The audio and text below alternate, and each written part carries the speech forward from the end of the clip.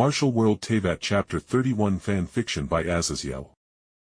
After our meditation session after the events that previously happened today, it was already a late lunch period, so I was certainly hungry and I wouldn't mind an early dinner depending on the serving sizes of the dishes served at the Wanmin restaurant.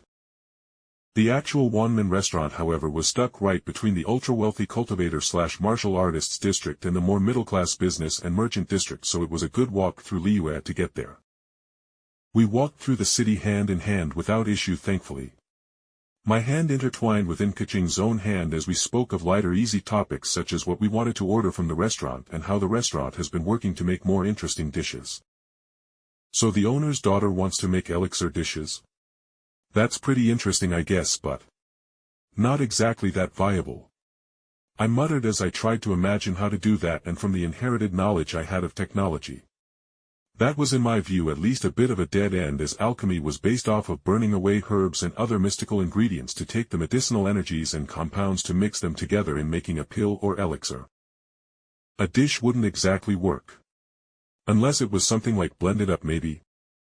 I shook the thought away as Kaching gave me a wry smile and said, "Well, Xiangling is already an alchemist and a phenomenal chef.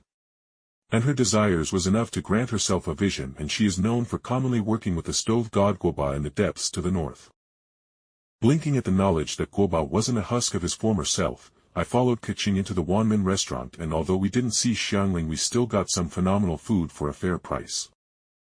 And the restaurant was a more relaxed affair, with the building being made out of a heavy sort of stone with the trim done in darkly stained woods and bright lights that brought out a nice relaxed atmosphere, which was also filled with the smells of damned good cooking.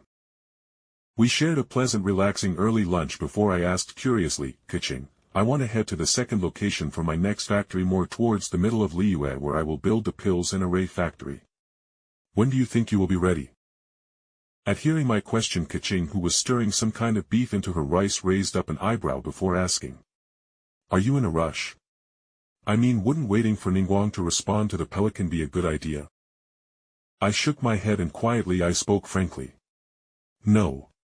I think the better I get out of Liyue, the better things will be, especially if I can get back to my work away from all the external and internal power struggles that occur from within Liyue." Kaching slowly nodded in understanding, and after taking a bite to eat she asked curiously, "Then we can leave after this lunch? You, after all, aren't an official employee of the Liyue Qixing, nor has Lady Ningguang given me any duties besides, well, keeping you alive." She finished with a wry smile that made my lips twitch at the irresponsible way she said that. With a grunt of amusement, I continued on. "Anyway, we can use the spare pelican I have in my own spatial ring to get back to the first factory, grab a bunch of materials and spirit stones, put them into another storage ring, and then we can take some guards and helpers to help build the next factory." But as I mentioned grabbing guards, Kaching's face tightened before she said quietly, "There aren't any guards at your old factory." I froze hearing that, and I looked at her like she was crazy before I asked quickly in confusion, "What do you mean there isn't any guards or workers?" "There needs to be guards and workers to put the monster corpses into the bio-burners. There needs to be workers to hook up the storage containers to move them so new ones can be filled up with materials." A hand was raised to silence me, and Kaching grimaced before she took a deep breath and answered plainly, "Half of them are dead due to selling off information of your factory and even taking missions to steal spirit stones, or even to sabotage your factory by evil sects and clans that don't want Liyue further prosper and grow stronger." She shrugged and then said wryly, "The other half basically. Well, Yelan sent them back to Liyue, as although she considered pulling out the roots, she decided not to leave more blood to feed that golden core spirit that lives there in that factory." I face-bombed hearing that. As that meant that without workers there to at least keep the biofuel burners working, that meant that all my production was probably going to be halted, if not already halted completely by this point. Kaching. I groaned through my facepalm, as this had obviously overtaken all my thoughts now, so I grunted and said, "Fine, then who can we use for manpower, at least in the short term? There needs to be monster corpses shoved into the biofuel generators to fuel the production plants, which, with the amount of hellbats that are killed in Liyue and around the factory, monster flesh isn't an issue, we just need people to throw them into the furnaces." The purple-haired beauty rolled her eyes and said flatly, "Can't you magic up some kind of automaton to do that for you?" To which I gave her a bit of a dirty look. As I replied equally flatly. Let's say I completely automate the factory, what happens when a golden core or tier 3 martial artist who excels in stealth comes in and steals all the spirit stones? Who is at my fault in that situation? The thief or the dumbass who left 250,000 medium-tier spirit stones in the open without living and reactive protection?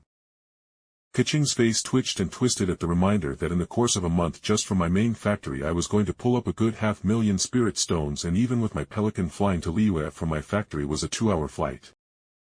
So if I had a factory way in the north of Liyue near the depths where the Adepti fought the Abyss, that would be at least a 6-hour flight itself.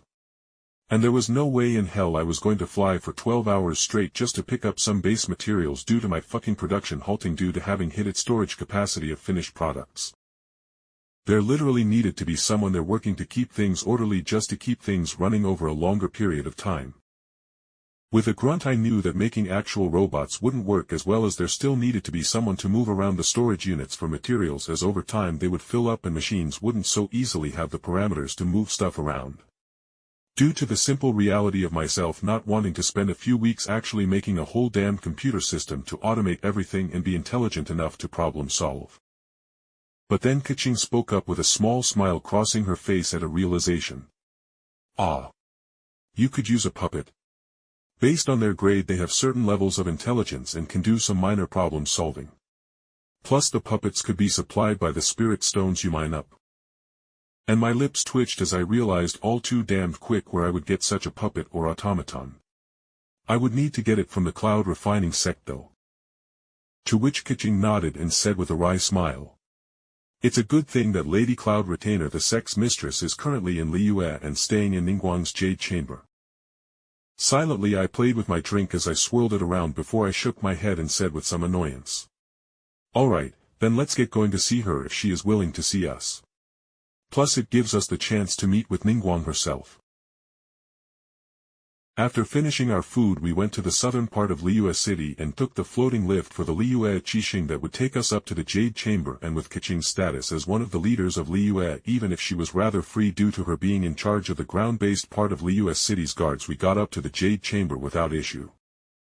Once we got into the Jade Chamber we went and talked to one of Ningguang's apprentices/secretaries, and she promised to go speak and see if Ningguang was available, while Kaching took me to sit down on a nice comfy bench while we watched some fishes swim around in a large pond that was built into the center of the Jade Chamber. And after a couple of minutes that same secretary came back and spoke quietly. Lady Ningguang is speaking with Lady Cloud Retainer. They have invited you to join in on their conversation, Jake Barris. I blinked at the clear way she said that Kaching was to be excluded, and for a moment I considered demanding she come with me. But that would make me sound dependent on Kaching, so I gave a small nod and then squeezed Kaching's hand that was still within my own as I spoke calmly. Please be patient. I will be back when I can. The secretary then led me up a circular staircase up to the second level of the Jade Chamber where the private meetings took place, while the first floor was for record keeping and the control portion for the Jade Chamber apparently. She then led me to a room, and after knocking on the door I could hear Ningguang's voice reach our forms as though she was speaking directly in front of us without any form of muffling, as Ningguang said. Thank you for leading him up, Xia. Jake, please come in. The secretary bowed respectfully towards me, and without a look back she retreated with her front aimed at the door as though the person within was the emperor themselves.